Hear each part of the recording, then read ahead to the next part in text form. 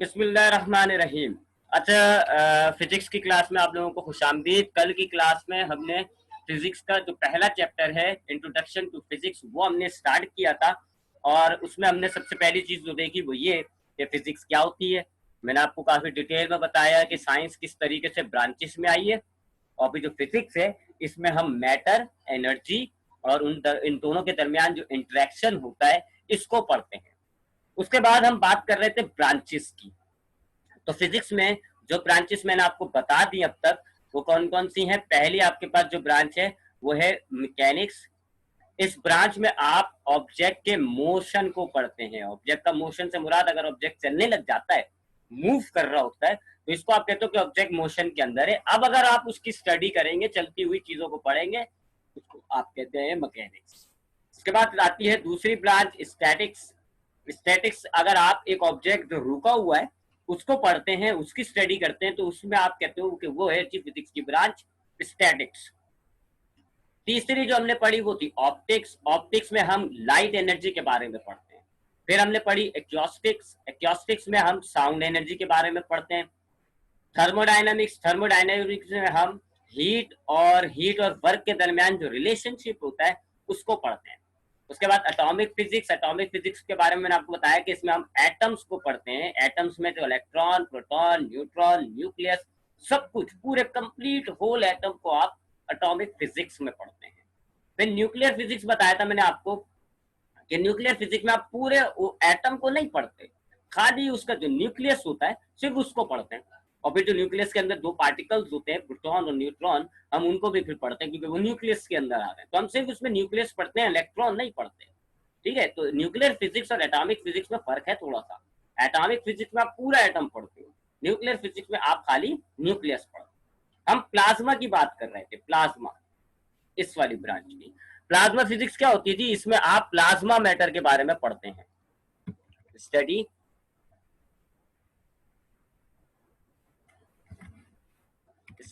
Of plasma matter.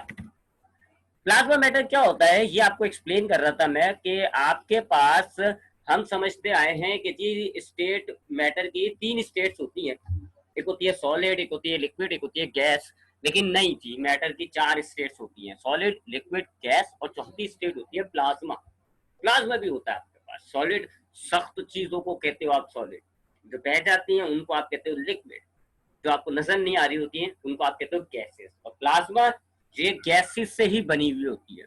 उसको मैंने आपको एक्सप्लेन करने के लिए आपको ये बताया था कि सपोज करें ये एक कंटेनर है, और इस कंटेनर के अंदर आपके पास बहुत सारे गैस के एटम्स हैं। ये आपके पास गैस के इस कंटेनर के अंदर बहुत सारे एटम्स आ गए। अब मैंने इनको क्या कहा, ये गैस के एटम्स हैं। एटम्स का मतलब हो गया पूरा होल, यानी कि इस एक एक एटम के अंदर सेंट्रल न्यूक्लियस होगा जिसमें प्रोटॉन और न्यूट्रॉन होंगे, और इलेक्ट्रॉन गोल घूम रहा होगा बाहर, न्यूक्लियस के बाहर इलेक्ट्रॉन गोल घूम रहा होगा। तो ये हो गया एक पूरा एटम। तो इस वक्त इस कंटेनर में गैस मौजूद है, और ये क्या है, ये एटम्स हैं। ठीक है, ये है हमारे पास जो है, अरे भैया, ये इस वक्त कंटेनर के अंदर जो मौजूद है ये हमारे पास है एटम्स। ठीक है जी। एक बात, अब अगर मैं इस गैस के कंटेनर में से बिजली गुजारूं, इसमें से ना बिजली क्रॉस करवा दूं, बहुत खतरनाक बिजली, या फिर मैं बहुत ज्यादा गर्म कर दूं, तो होगा क्या, इसके ये जो गैस के एटम्स है ना, ये एटम्स ये टूट जाते। टूटते कैसे हैं, जब मैं आपको डायग्राम में अगर बताऊं, तो सपोज करो ये न्यूक्लियस है, और ये इसका वो ऑर्बिट है जिसके अंदर इलेक्ट्रॉन है। ठीक है, ये हम कह देते हैं इलेक्ट्रॉन हो गया, ये हमारे पास इलेक्ट्रॉन हो गया। ठीक है, तो हमारे पास ये इस वक्त एक एटम है जिसके अंदर ये बीच में जो है वो न्यूक्लियस है, और ये जो किनारे में बनाया हुआ है ये जो है आपके पास एटम है। ये इलेक्ट्रॉन हो गया, ये न्यूक्लियस हो गया। ये तो नॉर्मल एटम था। जब हम बिजली गुजारेंगे ना, तो होगा क्या, ये इलेक्ट्रॉन अलहदा हो जाएगा, ये ऑर्बिट खत्म हो जाएगा, गायब हो जाएगा। ठीक है, और आपका ये जो इलेक्ट्रॉन है ना, ये इलेक्ट्रॉन ये बिल्कुल ऐसे अलहदा हो जाएगा, न्यूक्लियस आपका अलहदा हो जाएगा। ठीक है, ये ऑर्बिट जो है ना ये खत्म हो जाता है। अब ये आपके पास ये जो चीज है, इसको आप क्या कहोगे, ये क्या है, इलेक्ट्रॉन है। और ये जो आपके पास न्यूक्लियस है, बगैर इलेक्ट्रॉन का न्यूक्लियस जो मौजूद है, इसको आप कह देंगे कि ये बेयर न्यूक्लियस कहलाते हैं। बेयर मतलब होता है नंगे। तो ये बेयर न्यूक्लियस है, यानी कि बगैर इलेक्ट्रॉन वाले न्यूक्लियस को हम कहते हैं बेयर न्यूक्लियस। ठीक है, तो आपके पास इस कंटेनर में गैस के एटम्स थे जो कि कंप्लीट थे, न्यूक्लियस था, इलेक्ट्रॉन उनके गोल घूम रहा था। फिर जब आप बिजली गुजारी आपने, तो इस एटम में टूट फूट का शिकार हो गए ये एटम्स, इलेक्ट्रॉन्स अलग हो गए और बेयर न्यूक्लियस अलग हो गए। अब आपके पास इस पूरे कंटेनर के अंदर अब एटम्स नहीं है, अब इस कंटेनर में एटम्स नहीं है, बल्कि ये चीज मौजूद है, ये चीज मौजूद है। अब आपके पास क्या, इलेक्ट्रॉन और बेयर न्यूक्लियस ये मौजूद है। हर एक एटम में से एक न्यूक्लियस निकल गया, कुछ इलेक्ट्रॉन्स निकल गए, एक न्यूक्लियस निकल गया कुछ। अब इस कंटेनर के अंदर क्या पैक है, न्यूक्लियस और इलेक्ट्रॉन का एक मिक्सचर पैक हुआ हुआ है। उस मिक्सचर को आप कहते हो प्लाज्मा। तो प्लाज्मा क्या होता है, प्लाज्मा दरअसल अगर गैस के एटम्स होते हैं वो हाईली आयोनाइज्ड होते हैं, यानी टूट जाते हैं और आपके पास एक मिक्सचर तैयार हो जाता है, किसका, इलेक्ट्रॉन्स का और बेयर न्यूक्लियस का। इस मिक्सचर को आप कहते हो प्लाज्मा, और इस मैटर को हम प्लाज्मा फिजिक्स में पढ़ते हैं। अब अगर हम इसकी स्टडी करेंगे ना, इस मिक्सचर की स्टडी जिसमें इलेक्ट्रॉन्स हैं और ये बेयर न्यूक्लियस है, इसको आप कहते हो प्लाज्मा फिजिक्स। ठीक है जी, प्लाज्मा फिजिक्स हो जाता है। अब हम अगली ब्रांच की तरफ आते हैं, इसका नाम है इलेक्ट्रिसिटी। बड़ी मशहूर ब्रांच है और बड़ी काम की ब्रांच होती है। इसमें हम स्टडी करते हैं, स्टडी ऑफ इलेक्ट्रिक चार्जेस। इसमें हम इलेक्ट्रिक चार्जेस के बारे में पढ़ते हैं। अब इलेक्ट्रिक चार्जेस क्या होते हैं, इलेक्ट्रिक चार्जेस वही चीज होती है जिनकी वजह से ये बिजली पैदा होती है। ये जो बिजली होती है ना, हम जब स्विच ऑन करते हैं तो एक बिजली होती है जो तार के जरिए होती हुई पंखे तक चली जाती है और फिर पंखा चलने लग जाता है। ये जो बिजली होती है, ये जो इलेक्ट्रिसिटी होती है, ये पैदा होती है इन इलेक्ट्रिक चार्जेस की वजह से। और इन इलेक्ट्रिक चार्जेस को हम पढ़ते हैं इलेक्ट्रिसिटी के अंदर। अब थोड़ा सा इलेक्ट्रिक चार्जेस के बारे में मैं आपको बताऊं तो अगेन हमें एटम पर जाना पड़ेगा। ये न्यूक्लियस हो गया और एक मिनट जरा, हाँ,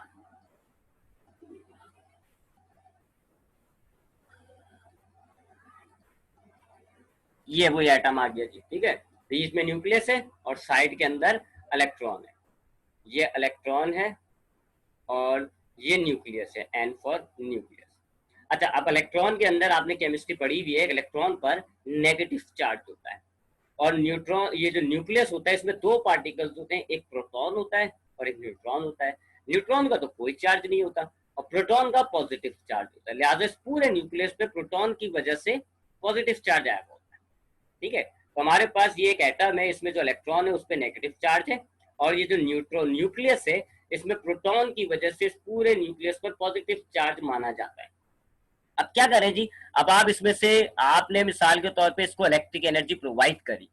जब आपने इसको इलेक्ट्रिक एनर्जी प्रोवाइड करी, ठीक है जी, जब आपने इसको इलेक्ट्रिक एनर्जी प्रोवाइड करी, इसमें से इलेक्ट्रॉन अलग हो जाएगा, जैसे अभी प्लाज्मा में हुआ था ना, ऐसा इलेक्ट्रॉन अलग हो जाएगा। ठीक है, ये बिल्कुल जैसे अभी आपने प्लाज्मा के अंदर जो गैस के मैटर, जो गैस पैक की हुई थी, आपने जब उसमें से बिजली गुजारी तो क्या हुआ जी, उसके अंदर से इलेक्ट्रॉन्स अलग हो गए थे, न्यूक्लियस अलग होते और मिक्सचर बन गया था न्यूक्लियस और इलेक्ट्रॉन का। यही मामला आपके पास यहाँ पर भी कुछ ऐसा ही हो रहा है। आपने जैसी बिजली गुजारी, यानी एनर्जी दी आपने, तो ये इलेक्ट्रॉन अलग हो गया और ये न्यूक्लियस जो है अलग हो गया। अब हम देखें जरा गौर से, इलेक्ट्रॉन जब अलग हुआ, इलेक्ट्रॉन में कौन सा चार्ज आ रहा है, नेगेटिव। इसको हम कहते हैं कि ये नेगेटिव चार्ज हो गया, ये एक नेगेटिव चार्ज बॉडी है। और ये जो न्यूक्लियस है, ये जो ऑर्बिट है, ये तो जाहिर बात है खत्म हो गया ये ऑर्बिट सारा। ठीक है, ये ऑर्बिट हमारा खत्म हो गया ऐसे। अब ये जो न्यूक्लियस है इसको हम कहते हैं फिजिक्स की टर्म में ये पॉजिटिव चार्ज है और इस इलेक्ट्रॉन को हम कहेंगे नेगेटिव चार्ज है। तो हमारे ये जो बिजली के तार होते हैं ना, इनमें ऐसा मामला होता है। हमारे इन बिजली के तारों के अंदर जो एटम्स होते हैं उनका इलेक्ट्रॉन अलग हुआ होता है, न्यूट्रॉन जो है वो अलग हुआ, न्यूक्लियस जो है अलग हुआ होता है। यानी दो किस्म के बिजली के अंदर आपको चार्जेस मिल रहे होते हैं, नेगेटिव चार्ज, एक पॉजिटिव चार्ज। जब आप बिजली देते हो तो ये इलेक्ट्रॉन जो है ना, ये ट्रेवल करते हैं ऐसे। आपने इसको बिजली दी, इलेक्ट्रिसिटी दी, ये ट्रेवल करते हैं ऐसे। ठीक है, आपने यहाँ से इसको करंट दिया, तो जैसे आपने करंट दिया तो ये चार्ज हो जाता है, ये जो इलेक्ट्रॉन है ये चार्ज हो जाएगा और ये चलना शुरू कर देगा और ये चलते चलते अब इधर पहुंच जाएगा। अब क्या हुआ जी, इधर से इधर आ गया, इस दौरान ये अपने साथ एनर्जी ले आया, ये होता है इलेक्ट्रिक करंट। ये जो फ्लो हुआ है ना इलेक्ट्रॉन, इसको आप कहते हो इलेक्ट्रिक करंट। आपने ये स्विच है, सपोज करें ये स्विच है, आपने जैसे स्विच ऑन किया ना, करंट मिलना शुरू हो जाता है तार के इलेक्ट्रॉन्स को। अब तार के जो इलेक्ट्रॉन्स होते हैं उनको जब करंट मिलता है ये ट्रेवल करना शुरू कर देते हैं और ये इधर तक आए थे। यहाँ पर आपका फैन मौजूद है, ठीक है। अब फैन को ये जब यहाँ पर आए ना फैन, तो अपने साथ ये एनर्जी लिया है, फैन को एनर्जी मिल गई और अब आपका फैन चलने लग जाता है। ऐसे हमारे यहाँ जो है ये बिजली के मामला चल रहे होते हैं। आपने स्विच ऑन किया, करंट मिलना शुरू हुआ, अब तार में जो इलेक्ट्रॉन था वो ट्रेवल करते करते करते करते अब आपके बल्ब में आ गया और बल्ब को एनर्जी दे दी। तो ये जब ट्रेवल कर रहा होता है अपने साथ एनर्जी भी लेके जा रहा होता है और इधर आकर ये मशीन को एनर्जी दे देता है, मशीन आपकी चलने लग जाती है। तो ये जो हमारे पास नेगेटिव चार्जेस हैं और ये जो पॉजिटिव चार्जेस हैं, इनका फ्लो होता है, अगर ये बहते हैं, ये अगर जा रहे होते हैं तो हम कहते हैं इलेक्ट्रिसिटी पैदा हुई है, इलेक्ट्रिसिटी इसको कहते हो आप। तो इन चार्जेस के बारे में पढ़ना जो है वो कहलाता है इलेक्ट्रिसिटी, ठीक है। तो प्लाज्मा और इलेक्ट्रिक चार्जेस में बड़ा मामूली सा फर्क आ रहा है देखा जाए तो। इसलिए कभी आप नेट खोलिएगा और नेट के अंदर जरा प्लाज्मा की डायग्राम को सर्च करिएगा, बिल्कुल आपको ऐसा लगेगा बिजली, ये जो आपकी बिजली कड़कती है बारिश के अंदर, ये प्लाज्मा होता है। और प्लाज्मा वही बिजली वगैरह मामला, तो ये तकरीबन सिमिलर होती है। प्लाज्मा मैटर जो होता है इलेक्ट्रिसिटी के मामला कुछ हद तक सिमिलर होते हैं। अब आगे आते हैं जी, बहुत और आगे थोड़ा सा जाते हैं, अगली ब्रांच पे आते हैं, इलेक्ट्रोमैग्नेटिक्स। इलेक्ट्रोमैग्नेटिक में आप इलेक्ट्रिसिटी और मैग्नेटिज्म इन दोनों को मिला के पढ़ते हैं, ठीक है। अब आपके पास इलेक्ट्रिसिटी तो मैंने अभी आपको बताया है, दो किस्म के चार्जेस होते हैं हमारे पास। ये जो कंडक्टर्स होते हैं बिजली के तार वगैरह, इनमें दो किस्म के चार्जेस होते हैं, एक होता है नेगेटिव चार्ज, एक होता है पॉजिटिव चार्ज।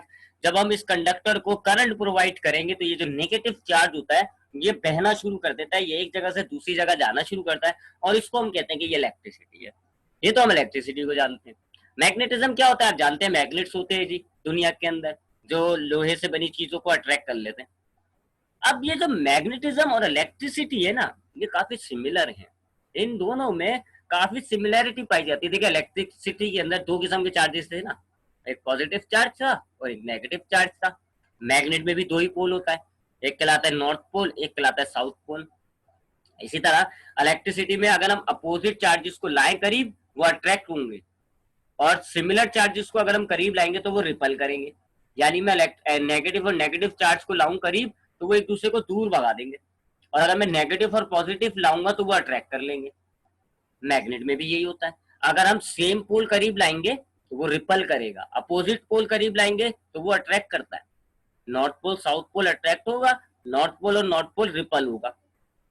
इसी तरीके से इलेक्ट्रिसिटी के इर्द गिर्द एक फील्ड बन जाती है, इलेक्ट्रिक फील्ड हम कहते हैं। इलेक्ट्रिक चार्जेस के इर्द गिर्द एक फील्ड बनती है, उसको हम इलेक्ट्रिक फील्ड कहते हैं। मैग्नेट के इर्द गिर्द भी एक फील्ड बनती है, उसको हम मैग्नेटिक फील्ड कहते हैं। तो साइंटिस्ट ने ये पाया कि ये जो इलेक्ट्रिसिटी है और मैग्नेटिज्म है, इनमें काफी सिमिलैरिटी है, ये काफी एक दूसरे से मिलते हैं। आगे जाएंगे, आगे तो एक चैप्टर भी है इस पे, मैं आपको और सिमिलैरिटीज बताऊंगा उधर, आप कहेंगे कि वाकई में ये एक सिक्के के दो रुख हैं। तो इलेक्ट्रिसिटी और मैग्नेटिज्म में इतनी सिमिलैरिटी थी कि ये दोनों ब्रांचेस को फिर मिला के एक ये ब्रांच बना दिया गया इलेक्ट्रोमैग्नेट्स। इसमें हम दोनों को मिला के पढ़ रहे होते हैं, इलेक्ट्रिसिटी को भी और मैग्नेटिज्म को भी। जितने फिनोमिनास इलेक्ट्रिसिटी से रिलेट होते हैं, जितने फिनोमिनास मैग्नेटिज्म से रिलेट होते हैं, हम दोनों को कंबाइन स्टडी करते हैं इलेक्ट्रोमैग्नेट्स के अंदर, ठीक है जी। तो ये एक ब्रांच हो गई। उसके अलावा और मैं जो सोचने थे, कोई नई ब्रांच मेरे जहन में आ रही है, बायोफिजिक्स, ये शायद आपकी बुक में भी है। बायोफिजिक्स एक और ब्रांच आ रही है मेरे जहन में।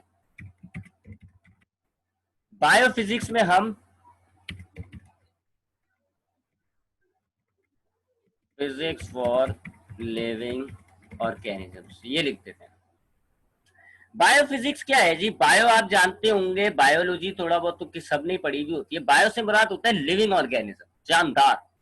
ये जो वर्ड बायो है, इस बायोफिजिक्स में ये जो वर्ड बायो है, इसका मतलब होता है जानदार, ठीक है। अब फिजिक्स के अंदर हम, ये फिजिक्स है हमारी लोकल फिजिक्स जिसको हम पढ़ रहे हैं, फिजिक्स में बहुत सी ऐसी टेक्निक्स, बहुत सी ऐसी मालूमात, बहुत सी ऐसी चीजें हैं जिनको हम पढ़ते तो फिजिक्स में हैं, लेकिन उसका इस्तेमाल हम जानदारों पर कर रहे हैं। मिसाल के तौर पे एक्सरे नाम की चीज आपने सुनी होगी।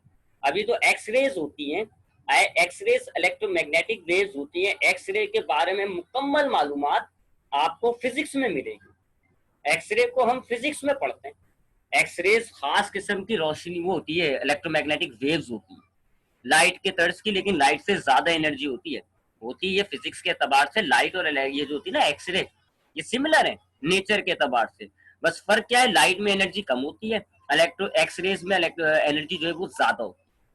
तो हम चूंकि लाइट फिजिक्स में पढ़ते हैं, तो हम ये जो एक्स रेज होते हैं इनको भी हम जो है वो फिजिक्स में ही पढ़ते हैं। तो ये जो एक्स रेज होती हैं ये हमारी फिजिक्स की चीज है, ये फिजिक्स की टर्म है, इसको सारी डिटेल, इस पर सारी रिसर्च सारी फिजिक्स के अंदर आपको मिलती है, फिजिक्स में हम इसको पढ़ते हैं। लेकिन इसका इस्तेमाल हम जानदारों पे कर रहे हैं। हम एक्सरेज के जरिए आप जानते हैं हम ढांचे स्ट्रक्चर बनाते हैं। एक्सरेज अगर हम अपनी हड्डियों से अपने जिस्म में से गुजारेंगे ना, तो एक्सरे की खास बात यह है कि ये गोश्त खाल चर्बी सबों को क्रॉस करके उसमें से निकल जाती है, आर पार निकल जाएगी, गोश्त खाल चर्बी सब में से, सिर्फ हड्डी को छोड़ के। हड्डी से ये टकरा के मुड़ जाती है वापस। तो जब हम एक इंसान को खड़ा करके उसमें से एक्सरे गुजारते हैं, तो एक्सरे उसकी हड्डी गोश्त खाल, सॉरी हड्डी कह दिया, गोश्त खाल चर्बी सबको क्रॉस कर जाएगी, लेकिन जो हड्डियां है ना वहां से मुड़ जाएंगी। अब पीछे तस्वीर जो बनेगी वो खाली आपकी हड्डियों की बनती है। तो ऐसे क्या होता है, आपकी बॉडी की एक हड्डियों का जो स्ट्रक्चर है ना उसकी तस्वीर बन जाती है। और इससे हमें ये पता चलता है कि इंसान की हड्डियां जो है क्या वो डिफेक्टेड हैं, क्या वो नॉर्मल है, क्या उनका स्ट्रक्चर बिल्कुल सही है या नहीं। तो हम एक्स रेज को पढ़ते हैं फिजिक्स में, लेकिन हम इसका इस्तेमाल कर रहे हैं लिविंग ऑर्गेनिजम्स के लिए, बायोलॉजी के अंदर हम इसको इस्तेमाल कर रहे हैं। इसी तरीके से अल्ट्रासाउंड, अल्ट्रासाउंड वेव्स जो होती है उनको भी हम एक्सरे के भाई हैं, वो आप समझ लें। एक्सरे, लाइट, अल्ट्रासाउंड, माइक्रोवेव, ये सब भाई हैं, ठीक है, बस बड़े छोटे का फर्क है। तो अल्ट्रासाउंड वो भी फिजिक्स का टर्म है, उसको भी हम फिजिक्स में पढ़ते हैं, उसकी सारी मालूमात हमें फिजिक्स के अंदर मिलती है, लेकिन हम उसको इस्तेमाल बायोलॉजी में कर रहे हैं। हम अल्ट्रासाउंड की मदद से अपने इंटरनल ऑर्गन्स का तस्वीर बना लेते हैं। अब अपने इंटरनल ऑर्गन्स को, दिल को, गुर्दे को, पेट के जितनी भी इंटेस्टाइन वगैरह होती हैं, इन सबको देख लेते हैं। कंप्यूटर के अंदर इस अल्ट्रासाउंड की इमेज बन रही होती है और हम उससे अपनी बॉडी को बगैर काटे अंदर से उसको स्टडी कर रहे हैं। तो अब ये भी क्या हो गया, हम फिजिक्स की टर्म्स को, फिजिक्स की टेक्निक्स को, फिजिक्स की चीजों को लिविंग ऑर्गेनिजम्स पर इस्तेमाल कर रहे हैं। ये चीजें स्टडी की जाती हैं बायोफिजिक्स में। तो बायोफिजिक्स में हम फिजिक्स की वो चीजें पढ़ते हैं, वो टेक्निक्स पढ़ते हैं, वो फिनोमिनास पढ़ते हैं जो हम फिर लिविंग ऑर्गेनिजम्स पर अप्लाई कर रहे होते हैं। ठीक है, बायोफिजिक्स के अंदर आप हर वो चीज पढ़ोगे, हर उस टेक्निक को पढ़ोगे, हर उस चीज को पढ़ोगे, फिजिक्स की वो चीजें जो लिविंग ऑर्गेनिजम्स पर इस्तेमाल हो रही होती है। इसको हम कहते हैं बायोफिजिक्स। अच्छा, अब बायोफिजिक्स के बाद आई डोंट थिंक मेरे ख्याल में कोई ब्रांच रहेगा। ये अगर बुक देखिएगा आप, I don't have any book, मेरे पास तो दिमाग में बुक है, तो अगर आप बुक देखिएगा, अगर आपको कोई बुक में ब्रांच नजर आए तो मुझे बताइएगा। ठीक है, अब हम आगे बढ़ते हैं, आगे बढ़ते हैं जी। ये हमने ब्रांचेस पढ़ ली, ये मैंने आपको कुछ ब्रांचेस बताई हैं, मैंने आपको बताया ना बेतहाशा ब्रांचेस है। तो अगर आपको बुक से कोई डिफरेंट ब्रांच नजर आए मुझे यहाँ बता दीजिएगा, नेक्स्ट क्लास में मैं आपको पढ़ा दूंगा। मेरे जहन में तो फिलहाल ये आ रही है, अगर कोई मजीद जहन में आई तो मैं आपको वो भी बता दूंगा। तो हमने फिजिक्स पढ़ ली, उसकी ब्रांचेस पढ़ ली। अब हमारे पास जो अगली चीज है वो है importance of physics. Importance of physics, physics हम क्यों पढ़ते हैं, फिजिक्स की क्या जरूरत है, वगैरह वगैरह। ठीक है जी, फिजिक्स पहली बात है बहुत इंपॉर्टेंट ब्रांच है। मैंने आपको स्टार्ट में बताया था कि ये फिजिक्स ऐसी ब्रांच होती है कि इसके बगैर पढ़े, इसकी बगैर मालूमात के आप इस दुनिया में सरवाइव नहीं कर सकते, आप इस दुनिया में नहीं रह सकते। क्योंकि अगर आपको फिजिक्स की मालूमात नहीं है, आप दुनिया की बेशतर चीजों से गाफिल होते हो, आपको पता ही नहीं होता उनके बारे में, फिर आप कैसे सरवाइव कर सकते हो। फिजिक्स की इंपॉर्टेंस ये है कि फिजिक्स में हमारे इर्द गिर्द बेतहाशा चीजें दी हैं, आपके बराबर में ब्रांचेस लिखी हुई देख लें जरा, और फिर मैं यहाँ इंपॉर्टेंस बताऊंगा, जरा उसको कंपेयर करिएगा। फिजिक्स ने हमें तमाम, पहली चीज, तमाम इलेक्ट्रिसिटी के प्रोडक्ट्स दिए हैं। फिजिक्स की एक ब्रांच है ना इलेक्ट्रिसिटी, ये वाली, इसमें आप क्या पढ़ते हो, इलेक्ट्रिक चार्जेस, इलेक्ट्रिसिटी, ये बिजली के मामलात पढ़ते हैं। तो हमें फिजिक्स ने बिजली की मालूमात दी है, इलेक्ट्रिसिटी की मालूमात दी है। फिजिक्स की ब्रांच इलेक्ट्रिसिटी ने आपको बिजली, इलेक्ट्रिसिटी किस तरह पैदा होती है, किस तरह चलती है, ये सारी मालूमात दी। और इसकी वजह से फिर आपके पास तमाम इलेक्ट्रिकल अप्लायंसेस बने हैं। अगर आपको फिजिक्स इलेक्ट्रिसिटी के बारे में नहीं बताती तो फिर आप ये बिजली की चीजें कैसे बनाते। इसी तरीके से फिजिक्स ने आपको इलेक्ट्रोमैग्नेट्स के बारे में बताया। ठीक है, इलेक्ट्रोमैग्नेट्स की वजह से फिर आपने बहुत सारी इलेक्ट्रोमैग्नेट्स की ब्रांच है। इलेक्ट्रोमैग्नेट्स क्या होते हैं, इलेक्ट्रोमैग्नेट्स ऐसे आप समझ लें, ऐसे इंस्ट्रूमेंट्स होते हैं, ऐसी चीजें होते हैं जिनमें इलेक्ट्रिसिटी और मैग्नेट दोनों यूज हो रहा होता है, इलेक्ट्रोमैग्नेट। ठीक है, तो इलेक्ट्रोमैग्नेट्स ऐसी चीजें होती हैं, जैसे हम अगर अपने स्पीकर को देख लें, स्पीकर में मैग्नेट भी होता है, स्पीकर में इलेक्ट्रिसिटी भी यूज हो रही होती है, तो स्पीकर जो है वो एक इलेक्ट्रोमैग्नेट का प्रोडक्ट हो गया। अब इलेक्ट्रोमैग्नेटिक्स, ये जो इलेक्ट्रोमैग्नेटिक प्रोडक्ट है ये हमें इस ब्रांच से मिलते हैं, इलेक्ट्रोमैग्नेट से, जिसमें हम इलेक्ट्रिसिटी और मैग्नेटिज्म पढ़ते हैं। तो अगर आपको इलेक्ट्रोमैग्नेटिक्स, आपने इलेक्ट्रोमैग्नेटिज्म पढ़ा, तो आपको ये इलेक्ट्रोमैग्नेट्स मिलती हैं। बहुत सारे ऐसे प्रोडक्ट हैं हमारे जिनमें ये इस्तेमाल हो रहा होता है। इलेक्ट्रोमैग्नेट्स आपके टेप में, आपके टीवी में, आपके स्पीकर्स में, आपके कंप्यूटर्स में, आपके फोन्स में, बेतहाशा चीजें हैं जिनके अंदर आज आप इलेक्ट्रोमैग्नेट्स इस्तेमाल कर। तो ये जो इलेक्ट्रोमैग्नेट्स है जो आपकी बहुत सारी चीजों के अंदर है, ये भी फिजिक्स का प्रोडक्ट है, फिजिक्स की ब्रांच है इलेक्ट्रोमैग्नेटिज्म, उधर से ये मिला है आप, उस रिसर्च की वजह से आपने ये इलेक्ट्रोमैग्नेट्स बनाए। इसी तरीके से ऊपर जो इलेक्ट्रिसिटी है, आप जितनी भी इलेक्ट्रिकल प्रोडक्ट्स हैं आपकी दुनिया में इस वक्त, जितनी भी इलेक्ट्रिसिटी की चीज है, उनको आपने किस कैसे हासिल किया है? आपने इलेक्ट्रिसिटी की मालूमात हासिल की, फिजिक्स ने आपको इलेक्ट्रिसिटी की मालूमात दी और फिर आपने वो चीजें बनाई है। इसी तरीके से आपको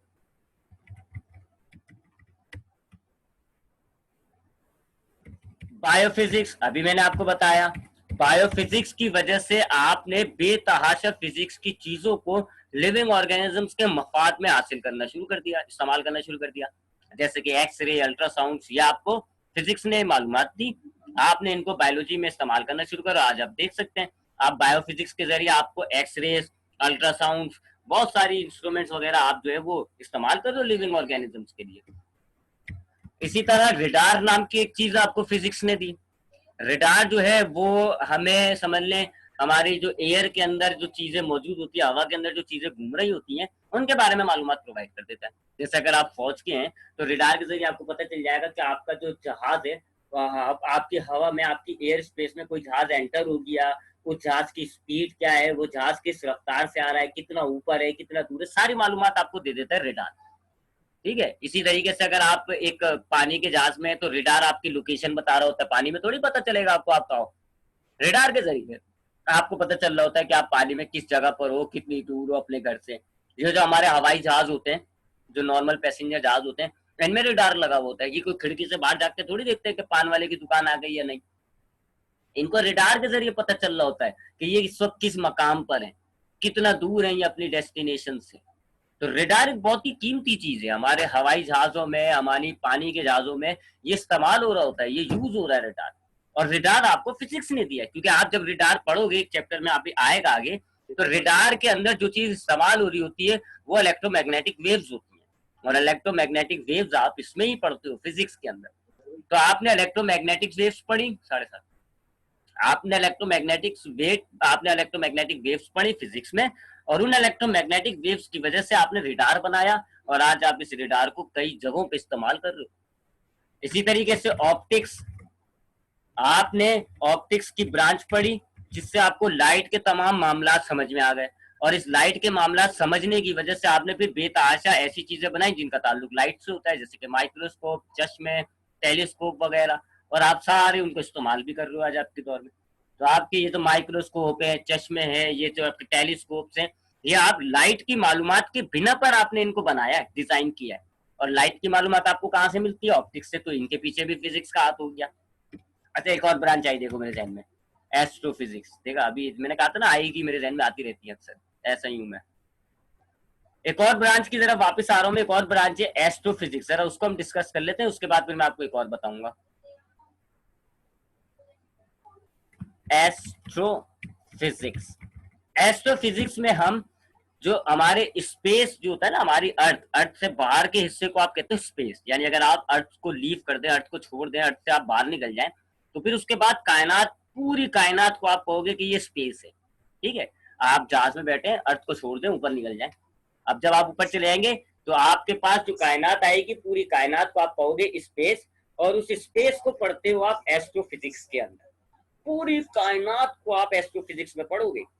ठीक है, इसमें अर्थ तो छोड़ देंगे हम, अर्थ के अलावा तो मुकम्मल आपकी कायनात है, जिसके अंदर सूरज, चांद, दूसरे प्लैनेट, दूसरे गैलेक्सीज आ जाते हैं। इन तमाम की स्टडी की जाती है एस्ट्रोफिजिक्स के अंदर।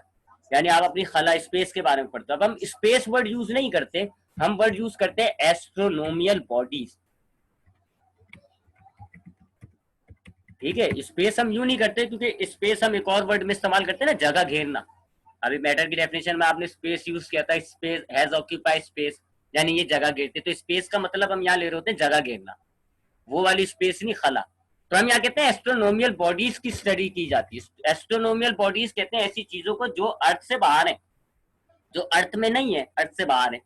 जैसे कि चांद, सितारे, दूसरे जो प्लैनेट्स हैं, ये ब्लैक होल्स जो हैं, ये तमाम एस्ट्रोनोमियल बॉडीज होती है। और एस्ट्रोनोमियल बॉडीज आप ऐसी चीजों को, ऐसे ऑब्जेक्ट्स को, ऐसे मैटर को कहते हो जो अर्थ में नहीं है, अर्थ से बाहर है। तो वो जाहिर बात है, वही बात आ गई स्पेस वाली। तो एस्ट्रोफिजिक्स के अंदर हम एस्ट्रोनोमियल बॉडीज को पढ़ते हैं। और एस्ट्रोनोमियल बॉडीज क्या होती हैं? हर वो चीज जो आपकी अर्थ में नहीं है, आपके अर्थ से बाहर है। ठीक है, तो ये एक ब्रांच आई थी मेरे ध्यान में, मैंने आपको ये बता दी। अब वापस हम आते हैं जरा इस तरफ, एस्ट्रोलॉजी, इंपॉर्टेंस एस्ट्रोलॉजी। आपको अगर स्पेस के बारे में पढ़ना है, आपको अगर अपनी दुनिया को छोड़ के पूरी कायनात के बारे में पढ़ना है, सूरज किस तरह काम कर रहा है, चांद किस तरह परफॉर्मेंस करते हैं, अपना फंक्शन कर रहा है, हमारे कौन कौन से प्लैनेट्स हैं, कौन कौन सी गैलेक्सीज है स्पेस में, कौन सी, स्पेस से मुतालिक कितनी भी मालूमात, जितनी भी मालूमात चाहिए, वो आपको फिजिक्स देती है। क्योंकि फिजिक्स के अंदर एक वाहिद, फिजिक्स के अंदर एक ब्रांच है जो डेडिकेट है स्पेस रिसर्च के लिए। कौन सी? एस्ट्रोफिजिक्स, जो अभी आपको बताइए। तो आपको अगर स्पेस की मालूमात चाहिए, आपको अगर स्पेस के बारे में जानना है, या इस वक्त आपके पास जितनी भी स्पेस की मालूमात है, वो आपको कैसे पता चली? वो आपको इस एस्ट्रोफिजिक्स की वजह से पता चली, जिसके अंदर हम स्पेस के बारे में ही पढ़ते हैं। ठीक है जी। उसके अलावा आते हैं एक और जो इंपॉर्टेंस आपको बताऊं, तो थर्मोडाइनमिक्स से मुझे याद आया। थर्मोडाइनमिक्स क्या थी? Study of heat and work. यानी इस ब्रांच में हम गर्मी, हीट, और इस हीट की वजह से जो वर्क होता है ना, उसको पढ़ते हैं। तो जब हमने थर्मोडायनेमिक्स पढ़ी, हीट पढ़ा, और हीट की वजह से जब हमने वर्क पढ़ा, तो फिर हमने इंजन्स बनाए, हीट इंजन्स जिसको आप कहते हैं। ठीक है, हमने हीट इंजन्स बनाए। तो हमने थर्मोडायनेमिक्स में हीट पढ़ा, हीट से वर्क का जो रिलेशनशिप होता है वो पढ़ा, और इस पढ़ने के बाद हमने थर्मोडायनेमिक्स के जो प्रोडक्ट्स थे वो हमने बनाए। वो क्या होते हैं? वो हीट इंजन होते हैं। और आप हीट इंजन ऐसे इंजन को कहते हो जो गर्मी लेता है और वर्क करता है। हीट इंजन क्या होते हैं? ऐसी चीज है जो गर्मी, जिनका इनपुट होगा गर्मी, आउटपुट क्या होगा? वर्क। वो गर्मी लेंगे, काम करेंगे। और आप हीट इंजन कहाँ पे इस्तेमाल कर रहे हैं? ये जो आपकी बाइक में इंजन होता है ये जो आपकी बाइक में इंजन होता है, ये जो आपकी गाड़ी में इंजन होता है, ये जो आपके जनरेटर में इंजन होता है, ये हीट इंजन है। ट्रेन के अंदर हीट इंजन है, आपके हवाई जहाज में हीट इंजन है, आपके रॉकेट के अंदर हीट इंजन होता है। क्योंकि ये सारे हीट से चलते हैं। इनमें आप फ्यूल डालते हो, वो जल जाता है, हीट पैदा होती है, हीट से चलते हैं ये। और हीट की वजह से भी ये क्या करते हैं? वर्क करते हैं। तो ये वही आ गया ना, हीट और वर्क वाली बात। ये वाली बात आ रही है ना, हीट और वर्क वाली बात, यानी थर्मोडायनामिक्स। तो हमने थर्मोडायनामिक्स की स्टडी से हीट इंजन्स बनाए, और आप हीट इंजन्स बेतहाशा चीजों में इस्तेमाल कर रहे हो। आप हीट इंजन्स की मदद से व्हीकल्स बना के बैठे हो, गाड़ियां, मोटरसाइकिल। आप हीट इंजन्स की वजह से हवाई जहाज बना के बैठे हो। आप हीट इंजन की वजह से बिजली पैदा करते हो, जनरेटर वगैरह। जनरेटर्स की मदद से, जनरेटर में क्या होता है? हीट इंजन तो होता है, पेट्रोल डालते हो, हीट पैदा होती है, और फिर वो वर्क करता है और आपकी इलेक्ट्रिसिटी पैदा कर रहा है। तो हमने हीट इंजन बनाए हैं, फिजिक्स ने आपको हीट इंजन बना के दिए, and you are using heat engine dominantly. आप बहुत इस्तेमाल कर रहे हो हीट इंजन को। इसी तरह आप आ जाते हैं साउंड। साउंड के मुतालिक आपको अगर कोई भी मालूमात चाहिए, चूंकि साउंड एक एनर्जी है, और आपको पता है कि जी एनर्जी की ये मालूमात आपको खाली फिजिक्स में मिलती है। तो अगर आप साउंड के बारे में रिसर्च करना चाह रहे हैं, साउंड के बारे में आपको मालूमात चाहिए, साउंड की जितनी भी आपके पास मालूमात है कि साउंड कैसे पैदा होती है, ज्यादा कैसे की जा सकती है, कम कैसे की जा सकती है, ये सारी आपको किसने दी? एक्योस्टिक्स ने, फिजिक्स की ब्रांच ने दी है। एक्योस्टिक ने आपको तमाम साउंड की मालूमात दी। और फिर जब आपने साउंड की मालूमात हासिल करी, तो फिर आपने बहुत सारे प्रोडक्ट्स बनाए, स्पीकर्स, माइक्स, ये जितने भी प्रोडक्ट्स हैं जिनका ताल्लुक आवाजों से होता है, एम्पलीफायर जो आपकी आवाजें तेज कर देता है, स्लो कर देता है, ये जो आपके लाउड स्पीकर्स होते हैं, all these products which are producing sound, वो आपको बना के दिए एक्योस्टिक ने। क्योंकि एक्योस्टिक ने साउंड की स्टडी कराई, आपको साउंड के बारे में मालूमात दी। मतलब आपको साउंड की मालूमात दी जाएगी, पता चलेगा, तभी तो आप साउंड के प्रोडक्ट्स बनाओगे।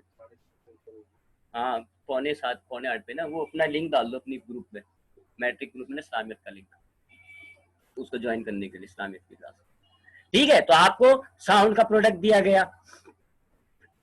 बेतहाशा है, मैं तो आपको बता दूं, बता बता के थक जाऊंगा, लेकिन बेतहाशा हमारे पास प्रोडक्ट्स हैं जो हमें इंपॉर्टेंस में तो आपको कहता हूँ छोटा सा, इसको आप मत समझिएगा, बेतहाशा आपको फिजिक्स ने चीजें दी हैं। कौन आते हैं जी इलेक्ट्रॉनिक्स की तरफ।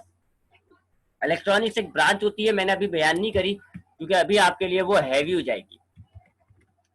इलेक्ट्रॉनिक्स के जो प्रोडक्ट हैं वो आपको दिए। इलेक्ट्रॉनिक्स के प्रोडक्ट क्या होते हैं, जैसे कि ये चिप वगैरह होती है। आप मोबाइल तोड़ दें, अपना मोबाइल लें, घर पे ऐसा फेंके जमीन पे, टूट जाएगा। अंदर से क्या निकलेगा, ग्रीन ग्रीन से एक छोटा सा मदरबोर्ड सा निकलेगा, जिसको हम उर्दू जबान में चिप कह देते हैं अक्सर। कंप्यूटर के अंदर भी होती है वो ग्रीन ग्रीन सी चिप होती है। मैं आपको डायग्राम दिखा दूं अगर, तो अच्छा हो जाएगा आपके लिए।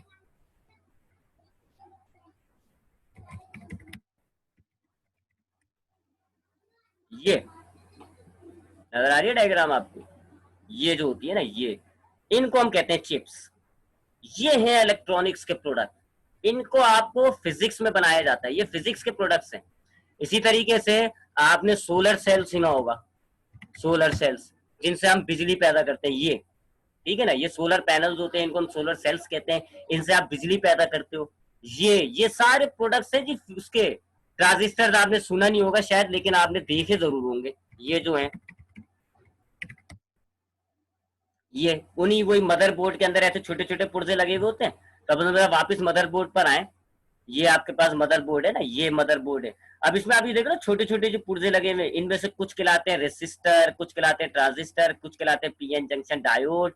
ये पूरा ग्रीन जो है ये कहलाता है बेयर्ड। ये सारे ये आपको इलेक्ट्रॉनिक्स ने बना के दिए। यार फिजिक्स की एक ब्रांच है इलेक्ट्रॉनिक्स, उसके अंदर ये सब चीजें डिस्कवर हुई है। इनका सारा वर्किंग प्रिंसिपल कि ये किस तरह काम करते हैं, ये जो आपके लगे हुए रेसिस्टर ट्रांजिस्टर, ये सारे किस तरह काम करते हैं, ये सारे आपको किसने बना के दिए, इलेक्ट्रॉनिक्स ने। इलेक्ट्रॉनिक्स फिजिक्स की ब्रांच है, इसका आपके पूरा इसी नाम से चैप्टर भी है, सेकंड लास्ट चैप्टर है इलेक्ट्रॉनिक्स। तो इलेक्ट्रॉनिक्स के अंदर हम ऐसे प्रोडक्ट्स बनाते हैं, ये इलेक्ट्रॉन कंट्रोल करते हैं। मैंने आपको कहा है ना, डेफिनेशन अभी आपके शायद थोड़ी हैवी हो जाए, तो बस अभी फिलहाल वही ध्यान में रखे जो इमेजेस आपको बताएंगे। तो इलेक्ट्रॉनिक्स के अंदर हम जो इलेक्ट्रॉनिक फिजिक्स की ब्रांच है, इसके अंदर हम ये चिप बनाते हैं। उसके अंदर जो छोटे छोटे पुर्जे लगे हुए होते हैं ना, उनमें से कुछ पुर्जे खिलाते हैं रेसिस्टर, कुछ खिलाते हैं ट्रांजिस्टर, कुछ खिलाते हैं पीएन जंक्शन डायोड, ये हम बनाते हैं। और इसके आप काम देख लें, आप आज आपने कोई सी भी आप मशीन उठा के देखें, सबों में ये चीजें लगी हुई होती हैं। कंप्यूटर में भी ये चीज लगी हुई है, ये चीज आपके मोबाइलों में भी लगी हुई है, टीवी जो अब आ रहे हैं एलईडी टीवी उसमें भी लगी हुई है, स्पीकर्स में भी लगा हुआ होता है। तो ये प्रोडक्ट बहुत कॉमन हो गया आपके लिए। आप कंप्यूटर के अंदर, मैं आपको कहा था ना, याद है कि कंप्यूटर का साइज बहुत बड़ा था, ये छोटा हो गया, क्यों हुआ, ये मदरबोर्ड बन गया। ये जो मदरबोर्ड, ये जो आपको चिप देखी थी, इसमें ये जो छोटे छोटे पुर्जे, ये पहले बहुत बड़े हुआ करते थे। पहली जनरेशन जो थी कंप्यूटर की, उसके अंदर आप ये जो छोटा सा ट्रांजिस्टर है, इसका काम एक बहुत बड़ी चीज से ले रहे थे। इलेक्ट्रॉनिक्स ने ये छोटा सा ट्रांजिस्टर बना के दिया आपको, और वो आपकी बड़ी चीज खत्म और अब छोटी हो गई। तो ये आप कहने को एक बहुत छोटी सी चीज है, लेकिन ये बहुत बड़ा फंक्शन कर रही होती है। तो ये इलेक्ट्रॉनिक्स के अंदर हम बनाती हैं सारी चीजें। बहुत मशहूर ब्रांच है और बहुत काम की ब्रांच होती है इलेक्ट्रॉनिक्स। इस ब्रांच के जरिए हम ऐसे छोटे छोटे पुर्जे बना रहे होते हैं। और ये पुर्जे आज आप देख ले, पता नहीं किस किस ब्रांचेस, किस किस मशीनों के अंदर लगा हुआ है, हर मशीन के अंदर लगा हुआ होता है ये। इसी तरह वो जो सोलर सेल होता है वो भी इसी से ही बना हुआ होता है, और सोलर सेल से आज आप बिजली पैदा कर रहे हो। तो फिजिक्स बहुत इंपॉर्टेंट है। अब आपको ये जो मैंने आपको प्रोडक्ट्स ये जो आपको बताए हैं, आप देख लें आपकी पूरी दुनिया में यही सब चीजें। अगर सपोज करें फिजिक्स नहीं होती तो आपको ये सारे प्रोडक्ट नहीं मिलते, ये सारे प्रोडक्ट आपकी लाइफ में नहीं होते। और अगर आपकी सारी प्रोडक्ट में लाइफ नहीं होती तो आपकी लाइफ कैसी होती, ऐसे खाली, ऐसे खाली लाइफ होती है अगर आपकी फिजिक्स में से ये सारे प्रोडक्ट, फिजिक्स ने आपको ये सब चीजें दी हैं, और इन सब चीजों से आपकी लाइफ बनी हुई है। आज आज देख लो आप, electricity, magnet, electromagnets, biophysics, radar, optics, astrology, ये सब अगर आपकी लाइफ में से हटा दें तो बेमायने आपकी लाइफ। तो बहुत इंपॉर्टेंट ब्रांच होती है फिजिक्स, इसके बगैर हम रह भी नहीं सकते। उसके बाद ब्रांचेस और ये जो इंपॉर्टेंस है, इसके बाद जो अगली चीज आती है आपके पास चैप्टर में, वो है contribution of the Muslim scientist. वो तो रटने